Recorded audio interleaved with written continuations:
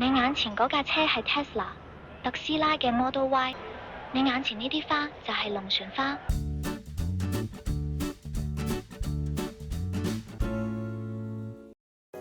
Hello， 大家好，我係草根貓啊。今日同大家上深圳眼鏡店睇下依家時下最流行嘅智能眼鏡。今次嚟到全深圳首個3萬尺嘅超級眼鏡工廠艾斯眼鏡。首先好多謝艾斯嘅邀請。艾斯眼鏡店分咗好多唔同嘅區域，咁今日咧就嚟到智能眼鏡區嗰度睇下，探索依家大熱嘅 Rokit Glasses。首先好快聽店員嘅介紹，跟住咧我哋會翻去屋企一齊開箱實測嘅。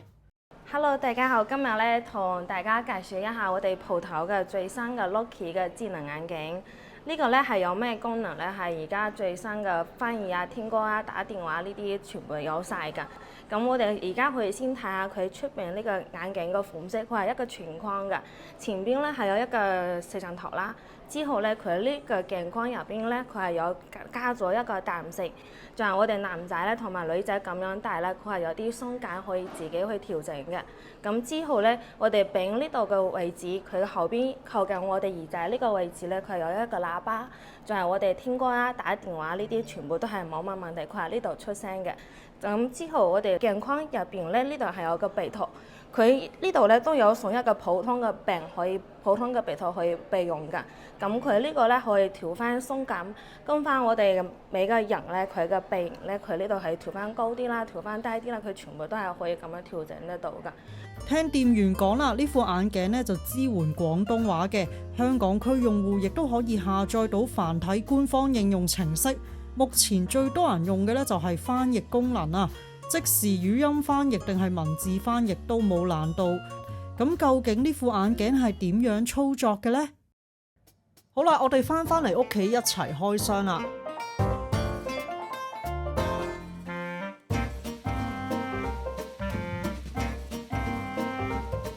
有主角眼鏡、充電線、鼻托。充電線係連接眼鏡嘅尾部，咁就用 Type C 嘅插口。充緊電嘅時候，眼鏡就會着咗綠燈嘅。本身副眼鏡呢就冇度數嘅，咁大家可以配翻有度數嘅鏡片，然後以磁吸嘅方式吸住副眼鏡。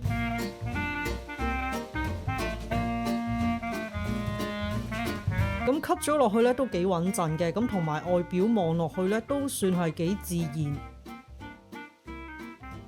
同大家研究下眼鏡嘅外形，咁眼鏡左邊呢就有個鏡頭啦，旁邊有個掣，咁就係開關掣，咁亦都係影相同埋拍片嘅掣。眼鏡耳仔位置有少少嘅喇叭。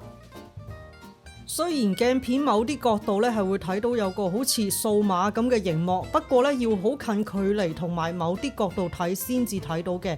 戴眼鏡嗰陣鏡片呢就會顯示文字。假設你平時唔開眼鏡嚟用啦，咁鏡片上面呢係唔會顯示任何文字，同一副平光鏡呢係一樣嘅。重量只有49克，真係好輕。設計好中性，男女戴都適合，咁襯衫亦都係好容易。第一步，我哋要下載 App 將手機配對呢副眼鏡，搜尋 Rokit。下載咗之後呢，就開一個賬戶啦，撳註冊，填出生日期。輸入電郵之後，電郵會收到 SMS 驗證碼嘅，驗證完之後就可以配對啦。眼鏡同埋手機咧就係用藍牙做配對啦。咁配對期間咧就記得一定要戴住副眼鏡，就係咁成功配對啦。眼鏡咧就係要戴住先可以發指令嘅。咁每次戴住要發指令嘅時候就講 Hi Rokit。智能眼鏡最常用一定係翻譯啦。咁暫時 Rokit Glasses 咧係可以翻譯到89種語言嘅。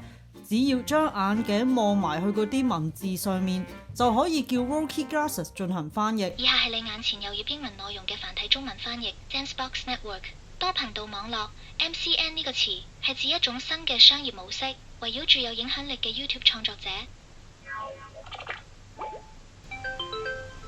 以下係你眼前餅乾盒上嘅日文翻譯。右邊部分 Choco Chips 巧克力粒餅乾，推薦搭配1咖啡2紅茶。眼鏡即時出現咗翻譯嘅文字，咁大家亦都可以喺 Rokit 嘅 App 入面咧睇得翻譯嘅記錄。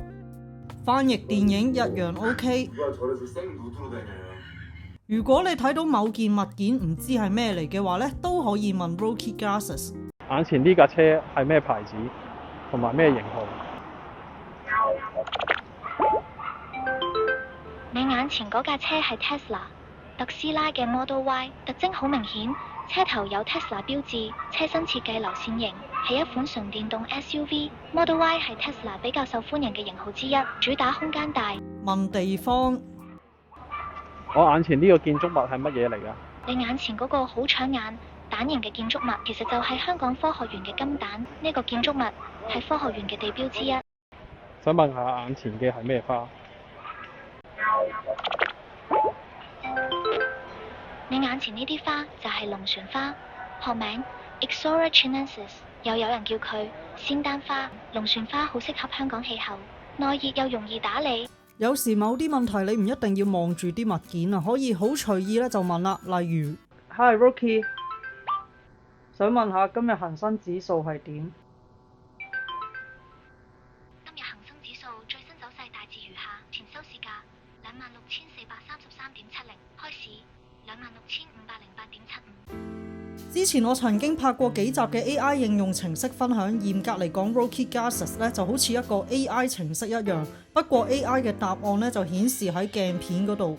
另一個大家常用到嘅咧就係拍片同埋影相嘅功能啦。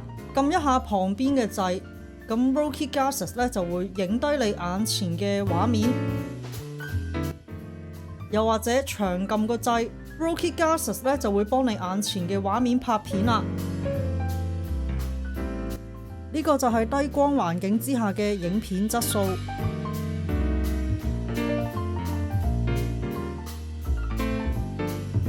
喺比較光嘅環境之下，影出嚟嘅質素同手機呢，我覺得都有得揮嘅。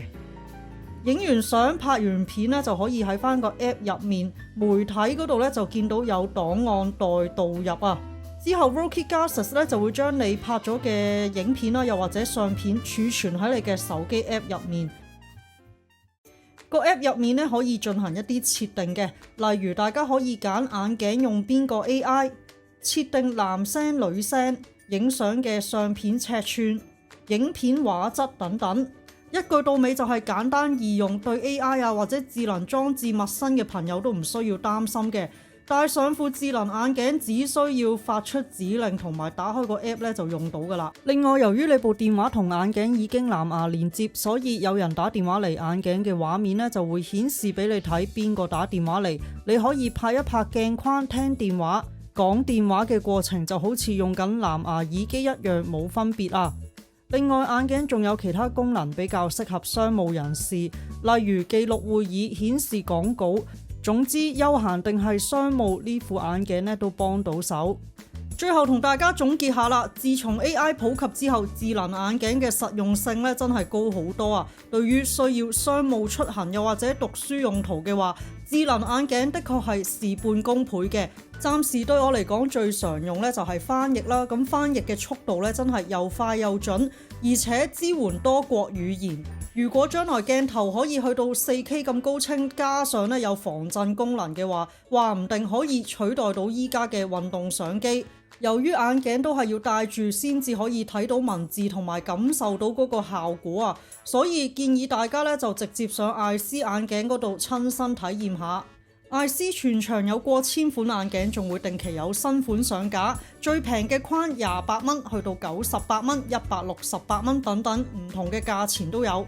另外仲細分埋兒童眼鏡、太陽眼鏡等等多個唔同嘅專區。鏡片方面啦，最平29蚊起，名廠鏡片嘅選擇都一應俱全。場內亦都有世界鏡片名牌蔡司同埋開牙嘅體驗專區，多部嘅專業驗眼設備，特設15間驗光室，大大減低大家輪候嘅時間。上到嚟攞個籌咧就可以免費驗眼。